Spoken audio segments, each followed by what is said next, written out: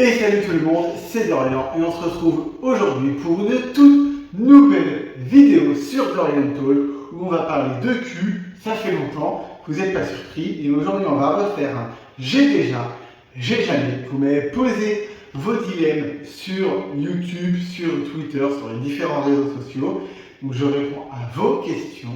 Je vous invite à liker la vidéo, à vous abonner et à commenter avec vos choix. Et on est parti, il fait une chaleur de prostituée roumaine, vous n'avez pas idée. Je suis déjà en nage alors que je viens de prendre une douche. On est parti. J'ai jamais fantasmé sur une femme. Je dirais j'ai déjà, même si c'est pas allé jusqu'au vraiment truc sexuel, il y a quand même des nanas que je trouve magnifiques. Et vous prenez Eva Longoria, je crois que c'est le premier nom qui me vient en tête, Jennifer, c'est des meufs que je trouve incroyablement sexy, donc ça pourrait être des nanas sur lesquelles je fantasme. Évidemment, je ne passerai pas à l'acte. Je vous invite à aller voir ma vidéo Rencontre avec un vagin pour voir comment ça se passe quand je passe à l'acte justement. Ouais. Est-ce que j'ai déjà ou j'ai jamais volé? Déjà. De la bouffe dans les magasins. C'est-à-dire qu'il y a une période où je payais pas toute ma bouffe quand je faisais mes courses. Ça peut m'arriver encore un peu aujourd'hui, même si moins. Mais oublier des trucs dans le sac à dos ou dans le caddie parce que les gens vérifient pas. Ça m'est arrivé plein de fois. Par contre, à l'époque où quand j'étais caissier, vous pouvez être sûr que moi, par contre, j'archi vérifié parce que je savais comment on faisait pour pouvoir gruger. Et ouais, coucher avec plusieurs mecs le même jour. Oui, pour plusieurs raisons. Ça m'est déjà arrivé de fréquenter des saunas ou des backrooms. Donc là, forcément, ça peut m'arriver de fréquenter, de coucher avec plusieurs mecs sur une période donnée, forcément. Même chez moi, pour des plans un peu plus posés, même si c'est plus rare, ça peut m'arriver. Beaucoup moins maintenant, je me suis quand même bien calmé. Et là, ça fait un petit moment que je couche qu'avec un seul mec. Je suis pas vraiment en couple, mais je ressens pas le besoin de m'aider avec d'autres mecs que lui. Parce que, comme vous le savez aussi, je pratique pas énormément la sodo. Et il est vrai qu'avec ce mec-là, je la pratique. Et que du coup, non, flemme, je suis pas le tunnel sous la manche. Il y a un moment, je vais pas me faire démonter 15 000 fois par jour et par 15 000 mecs différents. Non. Donc oui, j'ai déjà couché plusieurs fois j'ai déjà couché avec plusieurs mecs le même jour, mais ça s'est bien calmé aujourd'hui. J'ai toujours une grosse libido, je me masturbe toujours beaucoup. Il y a ce fameux gars que je vois quasiment tous les jours, mais je n'irai plus coucher avec plusieurs mecs dans le même endroit, type backroom et tout ça. Voilà, oui, vous voulez le retour des vidéos de cul? On est en plein dedans là. N'hésitez pas à liker et à vous abonner. Je vous vois. Alors, fait l'amour dans un avion? Non, tout simplement parce que je prends l'avion seul, généralement. Qu'en vrai, au-delà du fantasme des trucs, je suis pas sûr que ça soit vraiment très réalisable. Dites-moi si vous avez déjà fait l'amour dans un avion, je serais très curieux. Est-ce que c'était avec un steward? Est-ce que c'était avec votre partenaire? Dites-moi tout, parce que je suis très curieux. Après, par contre, j'ai déjà eu à copuler dans un aéroport, parce qu'en fait, généralement, en même temps, à chaque fois que j'ai eu à prendre l'avion, c'était des vols France-France, et du coup, j'arrive toujours vachement en avance à l'aéroport, parce que peur de rater mon vol. Et comme de toute façon, la nuit, avant de prendre l'avion, je dors jamais, j'arrive toujours super tôt à l'aéroport. Donc il est déjà arrivé, quasiment à chaque fois, de copuler dans les chiottes de l'aéroport, parce que c'est sympathique et qu'il faut bien se détendre avant de prendre son vol. Donc jamais couché dans un avion, mais déjà couché à l'aéroport.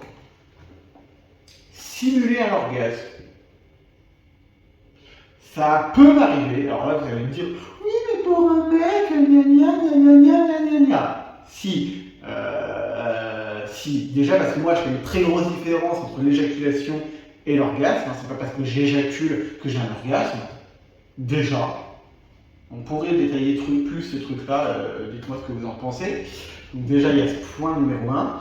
Et point numéro 2, ça m'est déjà arrivé il y a longtemps de me faire prendre, d'y prendre absolument aucun plaisir et d'être là,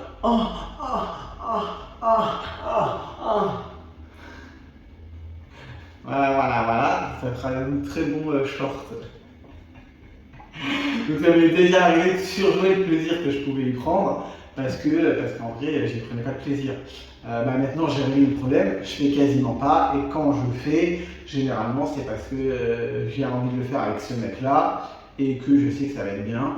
Donc j'ai déjà simulé, mais plus trop parce que j'ai plus besoin. Voilà, menti sur mon âge.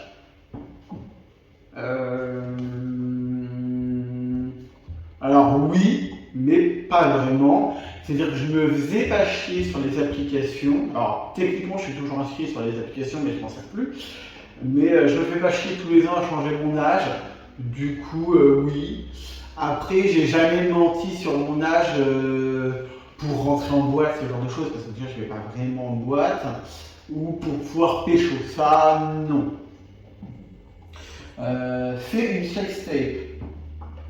Mais si tu vois la vidéo, c'est le moment de quitter la vidéo. Si quelqu'un de ma famille regarde la vidéo, c'est le moment de quitter la vidéo. Donc oui, donc oui, fais une sextape, j'ai déjà, pardon. J'ai même un compte mime qui traîne. Du coup, j'ai effectivement plusieurs de mes sextapes dessus. Parce que je trouve ça sympa, alors je vais pas m'auto-branler sur mes propres sextapes, ça arrivé qu'une seule fois avec un gars très précis. Il se reconnaîtra certainement s'il passe par là et je le salue.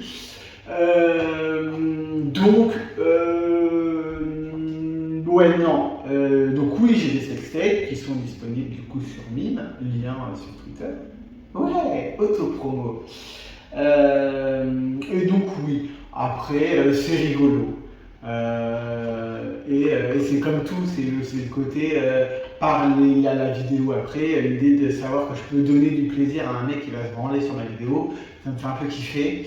Oui, j'ai déjà fait des sextapes. Coucher avec une célébrité. Alors là, ça dépend ce qu'on appelle une célébrité, donc techniquement non. Mais j'ai couché avec un mec qui sur Twitter a 400 000 abonnés. Alors je ne suis pas sûr que ce soit une célébrité, mais disons que c'est la personne la plus connue avec qui j'ai couché. Dites-moi vous, si vous pouvez dire le nom, évidemment dites-le. Si vous ne pouvez pas dire le nom, dites-nous un peu, acteur, chanteur, et comment ça s'est fait surtout. Si vous avez déjà couché avec une célébrité, je serais très curieux. J'ai fait des vidéos sur des fantasmes de célébrités, tout ça. Donc je vous invite pareil à aller voir. Mais non. Donc hormis un mec qui a 400 000 abonnés sur Twitter, non, j'ai jamais couché avec de célébrités.